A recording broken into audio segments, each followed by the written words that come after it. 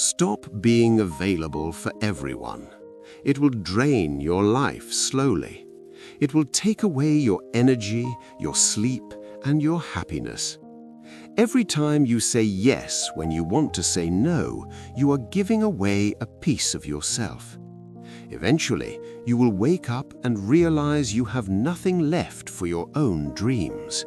You are helping everyone build their house while your own house is falling down.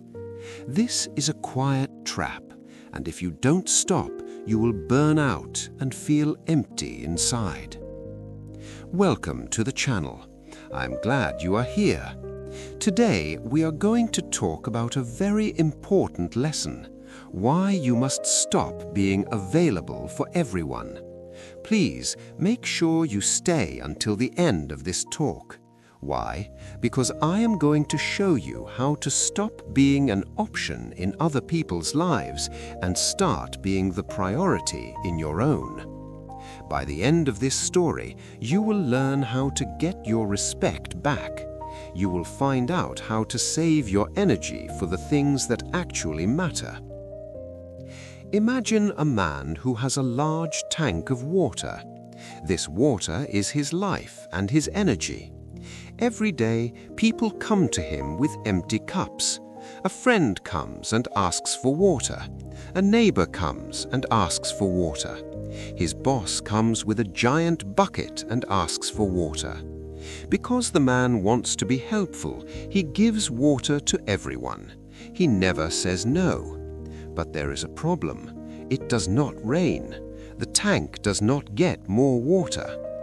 One day, the man is very thirsty. He goes to his tank, but it is dry. He looks at all the people he helped.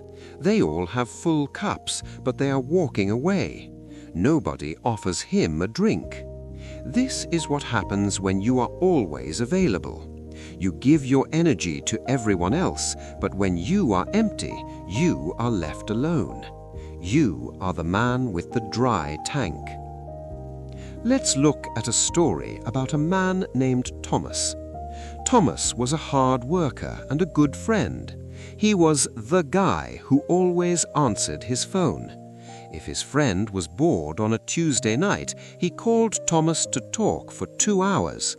Thomas would listen, even if he was tired. If a co-worker didn't want to finish a project, he asked Thomas for help. Thomas would stay late at the office to do it. Thomas thought this was the way to be a strong and respected man. He thought people liked him because he was always there. But Thomas started to change. He was always tired. He stopped going to the gym. He stopped reading books. He was too busy living other people's lives. One weekend, Thomas finally decided to work on his own dream. He wanted to start a small woodworking business. He sat down to work. Suddenly, his phone rang. It was a friend asking for a ride to a party. Thomas felt a pain in his stomach. He didn't want to go, but he felt he had to. He went. While he was driving, he realized something. He was helping his friend go to a party, but he was killing his own dream. He was available for a party, but he wasn't available for his own future. He was a servant to everyone else's schedule. In life, the things that are always there are the things people ignore. Think about a chair in a waiting room. It is always there. Anyone can sit on it. Nobody cares about the chair. Now think about a seat on a private jet. It is very hard to get. It is not available to everyone. People treat that seat with respect.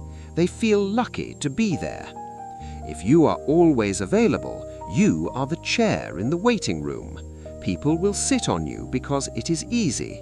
They won't thank you. They will just expect you to be there. Let's look at a practical example. Imagine you are Thomas. Your phone vibrates. It is a text message from a person who only calls you when they need something. A too available man picks up the phone immediately. He stops his life to reply. A high-value man sees the message and puts the phone down. He finishes his dinner. He finishes his workout. He replies the next morning. By waiting, you are sending a message without speaking. You are saying, "My time is valuable. My life does not stop when you send a text."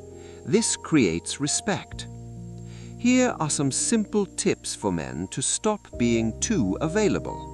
First, learn the power of no. You do not need to be angry. You can be calm. Just say, "I can't help with that right now." You do not need to give a reason.